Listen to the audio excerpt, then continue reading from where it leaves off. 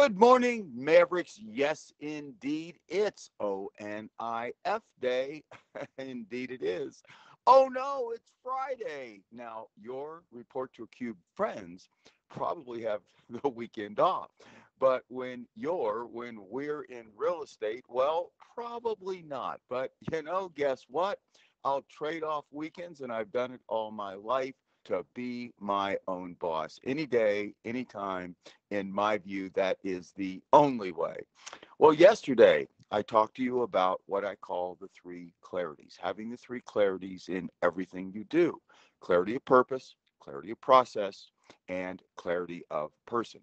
Today, I'm going to talk to you about a fourth clarity, and that is what I call persuasion, adding another P, having clarity that you are going to persuade your clients to do what is best and right for them.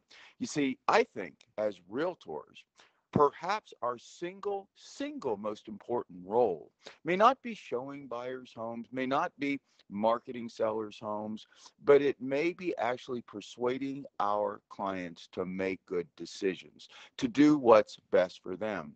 You have to remember, clients don't just hire us to maybe find a buyer for their home, or if they're a buyer, to find them a home. They hire us to advise, they hire us to guide, they hire us to help them make better decisions. And in my view, to warrant their trust, we first and foremost need deep market knowledge to know the right thing to do so we can advise them appropriately. And, I believe some realtors really fall down in that regard, and they just don't really know the market like they should. And I will tell you first today that if you're winging it in any regard, operating without an MBA on your local housing market, well, you need to turn that around. Bad on you, and correct that today. Now, like I said, yesterday I talked about the importance of having clarity in all that you do. And I'd like to give you some examples now on having clarity on what your clients should do, on what your clients need to do. Couple of examples. First one is clarity on how sellers should price their homes. Really don't believe it should be about going over, looking at a client's home, and then sitting down together and jointly arriving at the list price. I know that ultimately sellers make the decision, and they should. It's their home, they've made the payments. But I believe that the process should be viewed by you in real estate a little differently.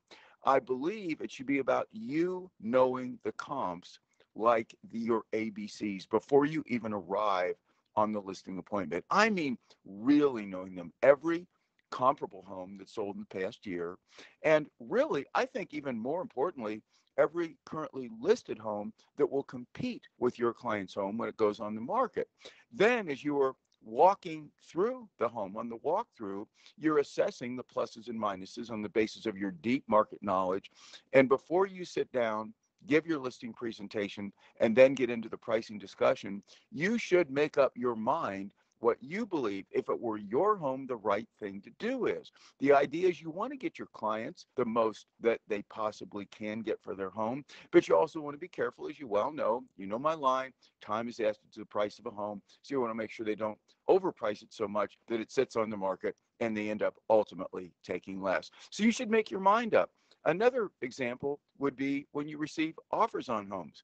I think one of the biggest mistakes realtors make is when they receive offers on their listings, they go over to discuss those offers with their clients. No, I think when you receive an offer on one of your listings, you should look at that offer in light of all the factors, make up your mind what your client should do. Should they accept it? Should they counteroffer it? Or is it one of those rare situations where maybe they would reject it to send a strategic message to the buyer? Although rarely, in my view, as I said, would that be the case, because that's more of an emotional response.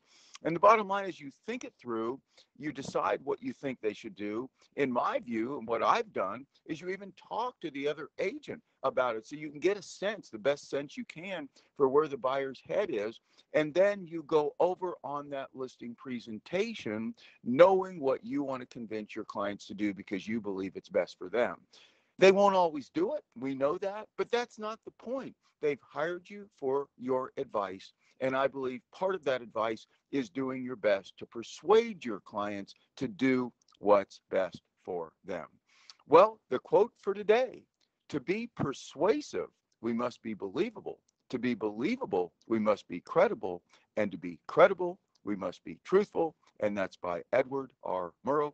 Mavericks, have an amazing weekend. I think B. Hague will be back from vacation and with you on Monday.